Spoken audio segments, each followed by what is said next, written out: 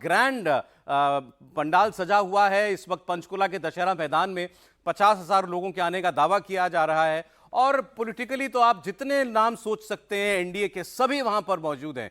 20 राज्यों के लगभग मुख्यमंत्री एक स्टेज पर और कुल 16 उप मुख्यमंत्री भारतीय जनता पार्टी के वो उस मंच पर मौजूद हैं जहां प्रधानमंत्री नरेंद्र मोदी बस अब कुछ ही पलों में पहुंचने वाले हैं। इनफैक्ट अब समय होने ही जा रहा है, 1 बजे शपथ ग्रहण समारोह शुरू हो जाएगा। नायब सिंह सैनी दूसरी बार मुख्यमंत्री बनेंगे, उनके साथ 14 मुख्यमंत्री बनाए जाएंगे। और इसमें एक बड़ी स्पेशल बात यह कि बीजेपी ने अभी हाल में जितने भी राज्यों में जीत हासिल की है, राजस्थान, मध्य प्रदेश, छत्तीसगढ़, उड़ीसा, सब जगह मुख्यमंत्री के साथ उप मुख्यमंत्री बनाने का भी एक चलन शुरू किया है। लेकिन हरियाणा में कोई उप मुख्यमंत्री नहीं बनाया जा रहा है। अभी ये देवेंद्र पराशर हमें अभी जानकारी दी है, ताकि मुख्यमंत्री नायब सिंह सैनी की लीडरशिप में, उनकी कमान में कहीं कहीं उनको कोई चुनौती ना दे पाए। ये मैसेज देने की कोशिश है, क्योंकि उनकी अगुवाई में ये चुनाव लड़ा गया, जीता गया, उसमें उनकी अपनी छवि का और जितना भी कम दिन उनको भले ही मिले लेकिन उनकी कार्यशैली का योगदान पार्टी लीडरशिप मानती है। और आज इस समारोह के बाद तुरंत बाद चंडीगढ़ में ही एक कॉन्क्लेव शुरू होगा, जिसमें ये सभी 20 मुख्यमंत्री, 16 उप मुख्यमंत्री, प्रधानमंत्री नरेंद्र मोदी सभी लोग मौजूद होंगे। और उसकी थीम संविधान का अमृत महोत्सव और इमरजेंसी के 50 साल, ये दोनों बातें रखी गई हैं। तो वहां उस पर आज चर्चा होगी इस शपथ ग्रहण समारोह के पूरा होने के तुरंत बाद। तो आज दिन भर ये आपको ये जो पूरा एनडीए का 20 राज्यों का की जो लीडरशिप है और इनके बीच होने वाली चर्चा, यही दिन भर आपको छाई दिखाई देती रहेगी। और एक मैसेज देने की कोशिश है कि इस वक्त बीजेपी का ग्राफ और एनडीए का ग्राफ किस कदर बढ़ा हुआ है। देश के कितने बड़े भूभाग पर, कितने सारे राज्यों में एनडीए के मुख्यमंत्री हैं, उप मुख्यमंत्री हैं। और कहानी कुर्सी के मेहमान भी आप जुड़ चुके हैं हमारे साथ आज थोड़े मिनट पहले ही। समीर चौगांवकर साहब, अवधेश कुमार जी, विजय त्रिवेदी जी, हर्षवर्धन त्रिपाठी जी आ चुके हैं, बहुत स्वागत आपका। और देवेंद्र पराशर, हमारे पॉलिटिकल एडिटर, वो हमारे साथ मौजूद हैं ही। जरा एक बार इस आज पूरे इस दृश्य की मैसेजिंग देवेंद्र, अगर आपकी नजर से हम समझ पाए। 3 चीज़ सौरभ। एक तो ये कि हरियाणा में डेवलपमेंट के मसले पे तीसरी बार सरकार बनाई बीजेपी ने, तो वो मैसेजिंग डेवलपमेंट का। दूसरी राष्ट्रीय स्तर पर एनडीए डेवलपमेंट के किस एजेंडे को लेकर चल रहा है, उसकी मैसेजिंग आज के कॉन्क्लेव के द्वारा। और तीसरी चीज़ की अपोजिशन को किन किन मुद्दों पे बैकफुट पे रखना है। आज के कॉन्क्लेव का जो एजेंडा है उसको अगर देखें, 2 चीज़ की, एक तो संविधान का अमृत महोत्सव, यानी कि हम संविधान के ज़्यादा हिमायती हैं, एनडीए ये मैसेज दे रहा है। और दूसरी तरफ इमरजेंसी को याद किया जाना है, यानी कि लोकतंत्र पर धब्बा कांग्रेस ने कैसे लगाया, वो मैसेजिंग। तो इन 3 चीज़ों के आधार पर आप देखें तो आज के दोनों ही कार्यक्रम की रूपरेखा तय की गई है, ऐसा समझ में आ रहा है। सितारे जमीन पर आ चुके हैं मंच पर पंचकुला में। हर्षवर्धन जी, नहीं, मुझे लगता है कि आने भी चाहिए। देखिए, पहली बात तो ये कि हरियाणा में किसी की भी सरकार बनती लगातार तीसरी बार, तो वो इतिहास होता। लेकिन भारतीय जनता पार्टी की बन रही तो ये चमत्कार है। और अगर ये चमत्कार करने में भारतीय जनता पार्टी कामयाब हो सकी है, तो उसको ये अधिकार बनता है, उसका दावा बनता है कि वो इसी तरह से उस चमत्कार को देश को दिखाए। और इसलिए अभी विशेष करके दिखाए कि एक तो ये कि महाराष्ट्र, झारखंड के चुनाव वो घोषित हो चुके हैं। दूसरा, जो 2024 के लोकसभा में जो कुछ कसर रह गई, जहां तीसरी बार मोदी सरकार में कुछ थोड़ा सा लगा कि ये कैसे गड़बड़ हो गई, यहां थोड़ा सा छूट कैसे गया, तो उसको भी साथ में फिल इन द गैप जो है उसको भी करना है। और वो जो गैप भरना है उसके साथ बताना है कि हम कैसे आगे बढ़ रहे हैं। और यहां देखिए, इस वाले पूरे चुनाव में तो जिसको कहते हैं ना कि लंबे समय तक तो कहा जाता रहा कि अरे वो निकल गए, वो तो सोते रह गए, वो तो कुछ कर ही नहीं रहे। अंत में पता चला जब उस पर मेडल पहनाने की बारी आई तो नंबर 1 पे बीजेपी खड़ी थी। और इसी के साथ जो एक बात बार बार कही जाती है कि क्या कोई जिस मैनेजमेंट की बात होती है उस मैनेजमेंट में बीजेपी आगे चली जाती है क्या, जिसको हम अमित शाह के मैनेजमेंट के तौर पर देखते हैं, पार्टी के मैनेजमेंट के तौर पर देखते हैं। कांग्रेस माहौल बहुत बना के भी, यहां हुड्डा जैसा नेता था, फिर भी वो माहौल बनाकर नहीं कर पाए। तो ये भी एक बड़ी चीज है जिसको शायद कांग्रेस को ज्यादा समझने की जरूरत है और बीजेपी थोड़ा हाईलाइट करके उसको दिखाए। माहौल वाली बात बड़ी महत्वपूर्ण है भाई। लोकसभा चुनाव में माहौल बीजेपी खूब बना रही थी, माहौल के नीचे क्या चल रहा था वो चुनाव के नतीजों में पता चला। यहां कांग्रेस ने खूब माहौल बना रखा था। देखिए, आज के हीरो आ गए, नायब सिंह सैनी। और इस माहौल की हम बात कर रहे थे। बीजेपी ने वैसे बड़ा शांत सा चुनाव लड़ा, कोई बहुत ज्यादा रैलियों में जो बातें होती थी उसके अलावा, लेकिन जो हुड्डा साहब का एक ऑरा पूरे इस चुनाव पर छाया रहा, उसमें कोई खास दम नहीं था, ये नतीजों ने बता दिया। लेकिन नायब सिंह सैनी एक बड़े साइलेंट ऑपरेटर, बड़े शांत, बड़े संयम से बात करने वाले, बड़े प्रेम भाव से बात करने वाले, सुलभ, हर व्यक्ति से मिलजोल बढ़ाने वाले वो मुख्यमंत्री रहे। 56 दिन की सरकार इनकी चली। कुछ लोग 1 के 56 से तो बात कह रहे थे। ऐसे एक बार अरविंद केजरीवाल भी कहते थे, उनको शायद 37 या 47 दिन मिले थे, तो एक के 47 उनको कहा जाता था। तो ये एक के 56 हैं। लेकिन इन्होंने अपने कामकाज की छाप जरूर छोड़ी और इस चुनाव को जिताया तीसरी बार। और देखिए, सबसे लगभग वो तो आशीर्वाद ही लेंगे, सब में उम्र में भी बहुत बड़े हैं सब, बाकी वो नेता उनसे, गृह मंत्री राजनाथ सिंह जी, जेपी नड्डा जी अगल बगल बैठे हुए हैं। और इन सब लोगों की इस चुनाव में कहीं ना कहीं बहुत बड़ी भूमिका है। सबकी जिम्मेदारी ये थी, किसी भी तरीके से लोकसभा चुनाव के नतीजों के बाद ये हार, भारतीय जनता पार्टी नैरेटिव की हार, वो शायद वो बर्दाश्त ना कर पाती, लेकिन वो हुआ नहीं। और जिसे अभी चमत्कार कह रहे थे त्रिपाठी जी, वो आपको हरियाणा में होता हुआ दिखाई दिया। विजय जी, महत्वपूर्ण है, मतलब तीसरी बार भारतीय जनता पार्टी की हरियाणा में सरकार बनना, वो आप उसको चमत्कार कहें, इतिहास कहें, लेकिन है। मगर आप उसको आंकड़ों में देखें तो भारतीय जनता, अभी तक देश में जो सरकारें बन रही हैं, दूसरी बार सरकारें बनने में भारतीय जनता पार्टी का जो फिगर है वो 58% है। मतलब जो इसकी स्ट्राइक रेट है 58% और कांग्रेस की 18% है। 18% है। और तीसरी बार सरकार बनने में भारतीय जनता पार्टी की स्ट्राइक रेट है 64% और कांग्रेस की है 16%। और यदि रीजनल पार्टीज को देखें तो करीब करीब 60% पर है रीजनल पार्टी जो दूसरी बार सरकारें बना रही हैं। तो एक बड़ा महत्वपूर्ण फिगर है। किस मोदी जी अपनी रैलियों में कहते थे, अच्छा उस कार्यक्रम में वो जब कार्यकर्ताओं से बात कर रहे थे तब कहा था उन्होंने जी, तो कह रहा हूं इस तरह से इसका मतलब है कि अब ये मानना कि हर बार एंटी इनकम्बेंसी की वजह से सरकार बदल जाएगी और आप बैठे हुए, ऐसा नहीं है। सरकारों के लिए लोग उसको एनालाइज भी कर रहे हैं, उनके कामकाज को भी देख रहे हैं, और यदि उनको लग रहा है तो दूसरी बार बनाने में, तीसरी बार बनाने में भी कोई दिक्कत नहीं है। गुजरात को आप देख लें तो वो तो अब नंबर भी नहीं पता कि कितनी बार बन गई है वहाँ सरकार। गुजरात, मध्य प्रदेश है। मध्य प्रदेश में जिस तरह से सरकार बनी, दिल्ली में केजरीवाल की सरकार जो है, उससे पहले शीला दीक्षित जी की भी सरकार यहाँ पर रही है। और एक जमाने तक हम केवल याद करते थे एलजी साहब मंच पर बैठे, पता आपको आए हुए हैं। ये भी एक ऐतिहासिक है। नॉर्मली क्या होता है, शपथ ग्रहण समारोह में पॉलिटिकल पार्टीज अपने जो मुख्यमंत्री हैं, अपने नेता हैं, उनको बुलाती है। ये पहली बार मैं समारोह देख रहा हूँ, शपथ ग्रहण समारोह, जिसमें एलजीज और गवर्नर्स भी आए हुए हैं। लेकिन इसमें सर एक चीज़ ध्यान रखने वाली बात होगी कि ये समारोह जो है वो बीजेपी का नहीं है, गवर्नर का समारोह होता है। तो जो भी शपथ ग्रहण समारोह होता है वो गवर्नर का ही होता है, तो वो इनवाइट करते हैं। पहली बार देखा है कि कोई शपथ ग्रहण समारोह, बिल्कुल। Anyway, ये तो और ये गवर्नर का समारोह नहीं है, भारतीय जनता पार्टी का आयोजन है। गवर्नर का आयोजन तो है नहीं, शपथ ग्रहण। आप जो बात कर रहे हैं सर, मुझे लगता है वो ज्यादा महत्वपूर्ण है कि ये 2 बार सरकार बनना, बार सरकार बनना, ये अगर कोई पार्टी करके दिखा रही है और क्षेत्रीय दल करते हैं, बीजेपी इसमें काफी आगे, कांग्रेस से तो बहुत आगे। सर एक चीज और जोड़ना चाहता हूं कि ये इवेंट जो मतलब नेचुरल है कि ऐसी बड़ी इवेंट करनी चाहिए उनको, ये इंडिया ब्लॉक को भारतीय जनता पार्टी के इवेंट मैनेजमेंट से सीखना चाहिए। ये बड़ा इवेंट है, जाहिर है इसको किया। कल जम्मू कश्मीर में जो शपथ ग्रहण समारोह हुआ वो भी बहुत बड़ा इवेंट था इंडिया ब्लॉक के हिसाब से, लेकिन आप ये कोशिश नहीं कर सके कि ममता बनर्जी वहां पर पहुंच जाए, अरविंद केजरीवाल वहां पर पहुंच जाए, या जो भी लोग पहुंचे। क्या जम्मू कश्मीर में एनसी कांग्रेस की सरकार बनना भी उतनी बड़ी इवेंट है जितनी बड़ी ये इवेंट है? लेकिन उनको इवेंट की तरह से बताना कि कोई घटना हुई है, उसको कितने बड़े तरीके से, उसका एक मैसेज भी होता है ना कि भाई इंडिया ब्लॉक एक साथ खड़ा होकर हो रहा है। अगर वो उसका पैमाना उतना बड़ा कर देते नहीं, तो उसकी भी उतनी बात होती। नहीं, मुझे लगता है जिस बारीक फर्क को पहले में देखना चाहिए, यहाँ बीजेपी लीड कर रही है ना। कांग्रेस अगर कर रही होती तो शायद उसको, वहां तो कांग्रेस खुद ही आधे अधूरे मन से है, सरकार तक में अभी शामिल हो गया, नहीं शामिल हो। होल इंडिया ब्लॉक की बात करो, फारूक अब्दुल्ला साहब है, वो भी उसको मैनेज कर सकते हैं। मैं यही तो कह रहा हूं, कांग्रेस के और नेशनल कॉन्फ्रेंस के संबंधों पर भी तो बहुत कुछ निर्भर सिर्फ इतना भर नहीं है ना भाई। वो क्यों चाहेंगे कि उमर अब्दुल्ला को इतना बड़ा नेता बनाए, फारूक अब्दुल्ला को बनाए? अगर राहुल गांधी को बनाने का कोई अवसर होता तो वो करते।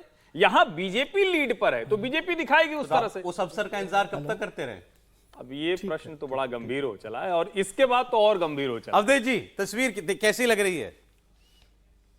देखिए, 2024 में पूर्ण बहुमत से वंचित रहने वाली भारतीय जनता पार्टी के लिए उस समय अपने एजेंडा के अनुसार जो एक वातावरण बनाने का तरीका होता है कि हिंदुत्व राष्ट्रवाद पर अपने एजेंडे पर सब पर बनाए, उसमें तो हमारे संविधान को प्रणाम करना और दिखाना यही अंदर था। राहुल गांधी ने एक बयान दे दिया, हमने प्रधानमंत्री लगातार बोले हैं, कॉन्फिडेंस हिला दिया है। उसके बाद हमने अभी विजय जी ने चर्चा की, जम्मू कश्मीर में भी एक INDA का जुटाव देखा था। तो ये देश में एक दोबारा से विजय के बाद तीसरी बार विजय की, जो कि पराजय के मुंह से छीनी गई विजय है, वो स्पष्ट दिखती हुई पराजय के मुंह से छीनी गई विजय है। और उस विजय के पीछे के जो कारण थे वो भी अब हमारे सामने हैं, वो वही नहीं थे जो बताए जा रहे थे। तो अब इस समय देश की राजनीति की धारा क्या होने वाली है, देश का नैरेटिव कैसे चलेगा, और इस देश में राजनीतिक रूप से, वैचारिक रूप से और एक कोऑर्डिनेटेड ग्रुप के रूप से, चंद्रबाबू नायडू बिल्कुल बिल्कुल सभी हैं, एक कोऑर्डिनेटेड ग्रुप के रूप से कौन कौन इस समय आगे है, वो एक बड़ा संदेश देने की यहां से कोशिश है। और उस संदेश में मुझे क्या लगता बदल है, गया इस नैरेटिव विमर्श में, क्या बदल दिया इस जीत ने? देखिए, इस जीत ने पहली बार तो भारतीय जनता पार्टी के अपने अंदर समर्थकों, उनके कार्यकर्ताओं के आत्मविश्वास को पहले वापस किया है कि ये जो झूठा नैरेटिव था उसको हम ध्वस्त करने में सफल रहे हैं, और हमारी जो आइडियोलॉजी है हिंदुत्व और विकास और राष्ट्रवाद की, वो फिर से सामने आ रही है जी। तो जिस ढंग से प्रधानमंत्री जी ने अपने शपथ ग्रहण के पहले नेता चुने जाने पर जो भाषण दिया था, उसमें NDA शब्द बार बार आए थे, किसी ने कहा 36 बार आया है, तो वो उस समय की एक स्थिति थी। आज बदली हुई स्थिति में यहां से देश को एक मैसेज देना है कार्यकर्ताओं के, जिस प्रखरता से, जिस उत्साह से, आत्मविश्वास से आप काम करते रहे वैसे ही आगे बढ़ना है। ठीक है। जो धुंध बनाया गया है राहुल गांधी, उनके संविधान खत्म हो गया, साधारण चुनौती थोड़ा ही है।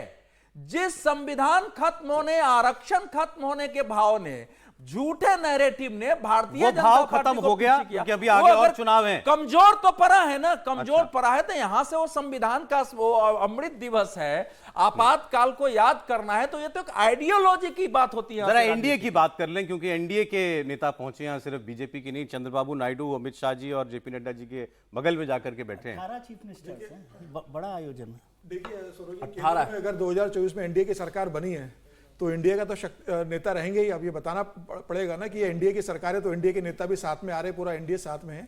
देखिए 2014 में जब प्रधानमंत्री मोदी ने कमान संभाले और अमित शाह राष्ट्रीय अध्यक्ष बने, उसके बाद जितने भी विधानसभा चुनाव हुए हैं, शायद ही ऐसा कोई चुनाव रहा होगा कि जिसमें भारतीय जनता पार्टी के लिए कहा गया हो कि वो तो चुनाव हार रही है।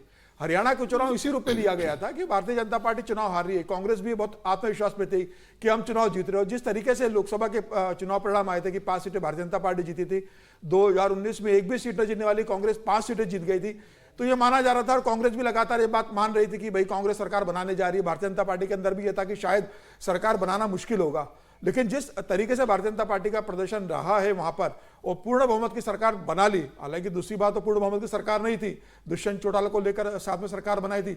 इस बार तो भारतीय जनता पार्टी अपनी दम पर तीसरी बार पूर्ण बहुमत की सरकार बनाने की स्थिति में आई। तो मुझे लग रहा है कि एक बड़ा एक अचीवमेंट रहा है। लेकिन एक बात भी है कि भले ही यहाँ पर नायब सिंह सैनी मुख्यमंत्री बने हैं, कोई उप मुख्यमंत्री नहीं है, लेकिन दबाव तो दिख रहा है। कैसा? आरती राव के लिए कहा था राव इंद्र सिंह ने अटल चुनाव प्रचार के दौरान, किसी विधायक बनाने के लिए आप चुनाव नहीं लड़ रही है, ये विधायक नहीं रहेगी, इसको बड़ी जिम्मेदारी मिलेगी।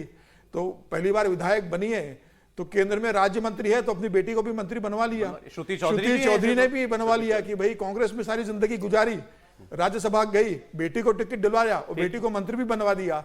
तो ऐसा नहीं है कि दबाव की राजनीति काम नहीं की। अच्छा, ये चुनाव जो है, मंत्री बन रहे हैं, मतलब ये चुनाव के परिणाम कितने महत्वपूर्ण है, अगर पता नहीं आप लोगों ने गौर किया कि नहीं किया।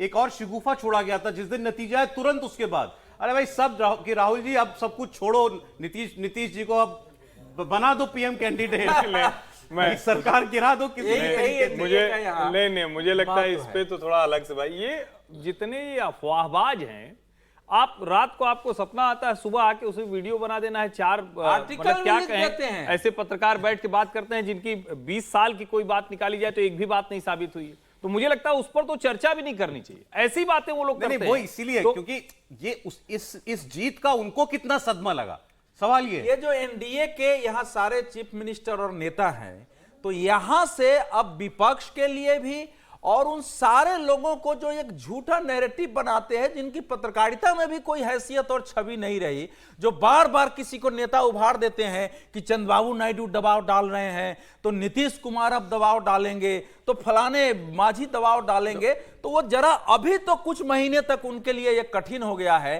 कि यहां से एक एकॉर्ड डिस्कॉर्ड नहीं, एकॉर्ड एक संयुक्त स्वर दिखाई देगा और बीजेपी ने जो मीटिंग का एजेंडा तय किया उनके अनुसार साइबराबाद बनाने वाले चंद्रबाबू नायडू तिरुपति के लड्डू पर हिंदुत्व की बात करने लगे हैं।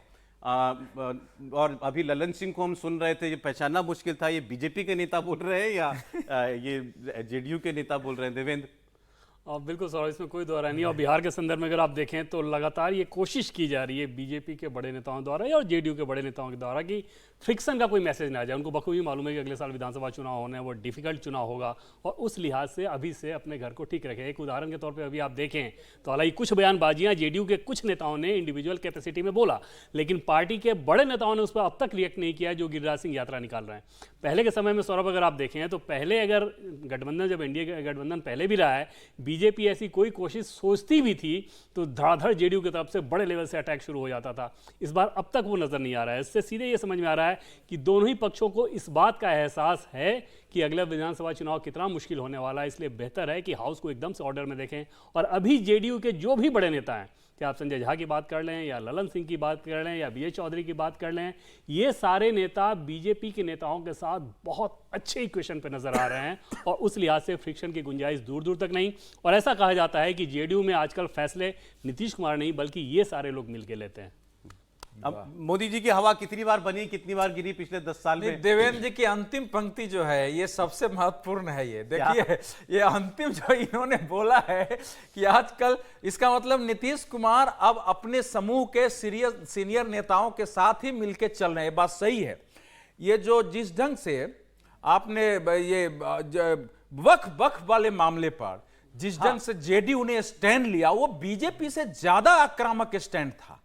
तो ये उम्मीद किसी को नहीं थी कि ये जेडीयू इस प्रकार से स्टैंड लेगी। इसलिए ये अगर देवेंद्र जी कह रहे हैं मुझे उस पर, तो ये एक महत्वपूर्ण बदलाव है बिहार की राजनीति में और नेताओं को भी सभी नेताओं के बीच में बड़ी सीमलेसनेस दिखाई देती है। ऐसा कोई फ्रिक्शन दिखाई नहीं देता जैसे जेडीयू हो गया, खासकर जेडीयू और टीडीपी के और बीजेपी के बीच में। दूसरी ओर अगर आप बात कीजिए, राहुल गांधी की बात हुई कल, जो श्रीनगर में जो मंच जो है सजा हुआ था, ममता बनर्जी उसमें नहीं थी, अरविंद केजरीवाल उसमें नहीं थे, कांग्रेस पार्टी ने खुद सरकार नहीं ज्वाइन की है। इससे बड़ा और क्या सबूत हो सकता है कि वहां सब कुछ ठीक नहीं है? विजय जी।